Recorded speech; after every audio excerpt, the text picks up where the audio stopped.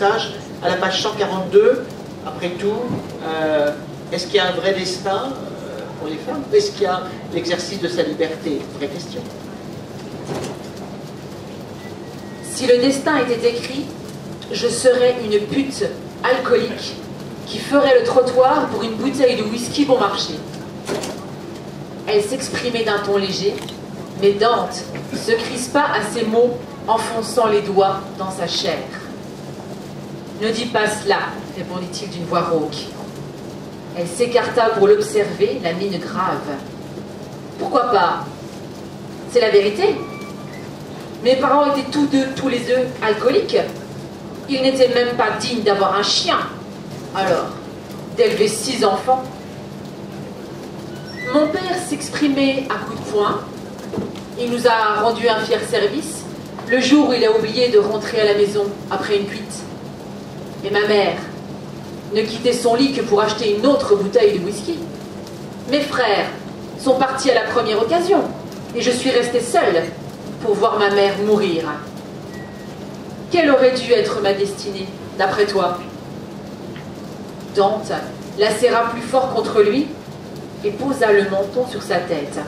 « Le destin n'a rien à voir avec l'endroit d'où l'on vient ou les parents que l'on a eus, affirma-t-il avec conviction. Le destin, il vient du cœur et de l'âme.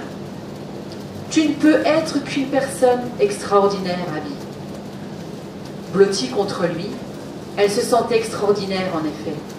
Elle n'était plus la petite fille négligée qui errait dans les rues parce qu'elle avait peur de rentrer à la maison, ou l'adolescente qui gardait des distances car elle ne voulait pas que les autres reconnaissent la vérité sur sa famille, ni même la femme laborieuse qui vieillissait trop vite et qui peinait rien que pour avoir un toit sur la tête. Elle était audacieuse, téméraire même, la maîtresse d'un vampire, la femme qui portait en elle le destin du monde. Un sourire las naquit sur ses lèvres. Le monde était mal parti si elle représentait son meilleur espoir. « Extraordinaire, je ne sais pas, murmura-t-elle, mais je suis épuisée. Dans ce cas, dors, dit-il en l'embrassant. Je te promets de veiller sur toi. » Les paupières lourdes, Abby ferma les yeux. Voilà un passage qui se termine de façon affectueuse, tendre et romantique, mais ça n'avait pas commencé comme ça. On a la mise en scène, vous l'avez entendu, d'une origine sociale extrêmement difficile et douloureuse. Et derrière ça, est-ce que c'est un message d'espoir, Alexandra Lvy, que vous envoyez à vos lecteurs? C'est, on n'a pas choisi ses parents, on n'a pas choisi son milieu, on n'a pas choisi là où on est né, ni, comme disait la chanson française, sur les trottoirs de Manille ou ceux de Paris, mais malgré tout, pour ceux qui en ont peut-être la chance, les rencontres ou le courage, il y a quand même des destins de liberté. C'est ça que vous dites à vos lectrices et à vos lecteurs, Alexandra Lvy? Yes, exactly. I think all of us go through a part of our life where we're wounded and we're vulnerable. And I think that through the books I try to show taking those vulnerabilities and turning them into a strength to make you a stronger person, a better person. And that especially when you read the books and you're going through a hard time, just hopefully a message of hope that we all can overcome and we can all become stronger for what we have to suffer through. Oui, tout à fait. Je pense qu'il arrive des fois où on est blessé, on se sent vulnérable, mais il est possible de transformer ces blessures et cette vulnérabilité en force. Et on peut devenir meilleur, on peut devenir plus fort. Et c'est le message que j'essaye justement de donner à mes lectrices, surtout si elles me disent à des moments où elles se sentent déprimées ou vulnérables, c'est qu'il y a toujours de l'espoir et que c'est possible de devenir plus fort et de survivre, de surmonter ces périodes difficiles dans la vie. Je viens rebondir sur ce que vient de répondre Alexandra Lvy. Est-ce que justement, ça, littérature, sa fantaisie urbaine, dirions-nous en France, celle d'autres auteurs américains qui sont un peu dans la même lignée, est-ce que justement elles ne traduisent pas aussi, c'était un des thèmes de ces Imaginales 2013, est-ce que ça ne traduit pas aussi une évolution du statut des femmes et en particulier particulier de leurs aspirations à plus d'égalité, plus d'autonomie et plus de liberté. Yes. I was saying earlier that I grew up on Rosemary Rogers and Kathleen Woodward, and I love the books, except for the women all had to wait to be rescued by the man. And so whenever I started writing, I couldn't let my woman wait to get rescued. It's like, no, I can't wait for this to happen. She has to grow stronger. But in urban fantasy, the women start off very strong. In paranormal romance, she starts off and goes through a journey. And she becomes stronger through the story until she becomes the woman she was meant to be. Oui, je le disais d'ailleurs plus tôt, moi j'ai grandi à l'époque où je lisais des auteurs comme Rosemary Rogers ou Kathleen Woodward. Et c'est des femmes, en fait, ce sont des femmes qui écrivaient des rôles de filles qui attendaient d'être sauvées par un homme. Alors c'était toujours la jeune femme en détresse qui ne pouvait qu'être sauvée par un homme. Et moi j'avais envie d'écrire au départ des rôles de femmes déjà fortes et qui n'attendaient pas après un homme pour être sauvées. Pour moi ça c'était très très important.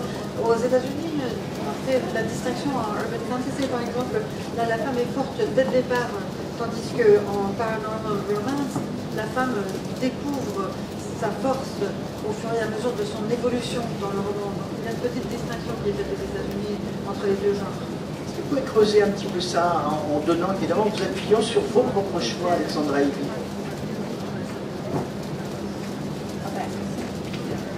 I actually started writing historicals when I first started writing, and I loved writing them, but it was very structured. Historicals have a set setting. I mean, the background has to be a certain setting, and the characters have to be true to the time, and I found that very restrictive. So when I found paranormal romance, where I could invent my own rules, my own world, my people, it was very freeing and allowed me to explore themes like strong women evolving in society, like I wanted to, that you can't do in historicals. Au départ, j'ai commencé par faire des romans historiques. J'aime beaucoup ce genre de littérature. Mais là, la structure est vraiment très très stricte. Il faut se conformer à l'époque, il faut que les personnages soient dans leur époque. Donc c'est très restrictif et ça nous limite beaucoup dans le choix des thèmes abordés.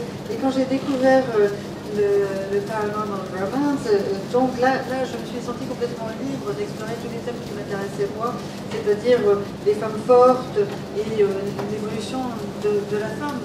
Et donc je pouvais vraiment inventer tout un monde, ce qui n'était pas le cas dans le roman historique. Donc pour moi c'était ça, c'est la grande liberté que cela me donnait pour aborder ces thèmes. Justement, moi j'ai quand même été très frappé, comme vous, je pense, beaucoup de lecteurs et de lectrices, en lisant vos romans, mais aussi ceux d'autres auteurs américains, de constater que la très grande majorité d'auteurs de paranormal romance sont des auteurs femmes, et qu'il y a très peu d'hommes qui écrivent ce type de roman. I think it's partially because not a lot of males read the literature, but I think that there are a few that write, but write under female names because the readers, the publishing houses worry that the readers won't read it. But I will say that fantasy, early fantasy, David Eddings and stuff, had some of the strongest women and the best written women I read.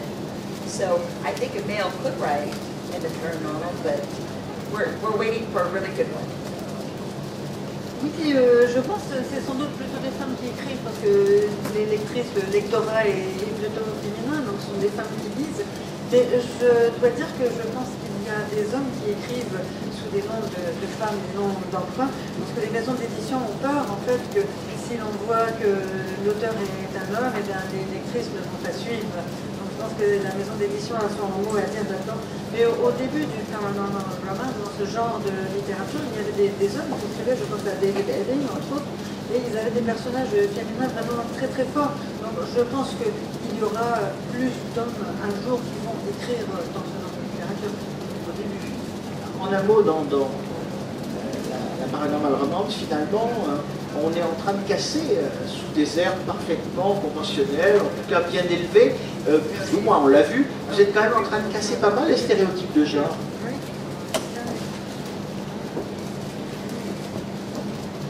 Yes, and it has evolved from when I first started writing even. It started just with vampires, and that became a genre, and now we have demons and angels, and so it stays interesting and keeps growing because people keep introducing new characters, new species, and that's what keeps it fresh and wonderful. Il y a eu une grande évolution au départ dans la paranormal romance, il n'y avait que des vampires, mais maintenant il y a eu une évolution, on a des démons, des anges, et ce qui est intéressant c'est qu'il y a des nouvelles créatures qui se rajoutent au palmarès des créateurs de la paranormal romance tous les jours, et c'est ce qui est vraiment passionnant, et c'est donc un genre très frais finalement parce qu'il est ouvert à un apport de nouvelles créatures tout le temps. Ce qui me paraît aussi intéressant dans ces romans, encore une fois très agréable à lire, facile à lire, mais dans lesquels on se laisse embarquer avec beaucoup de facilité, c'est que vos personnages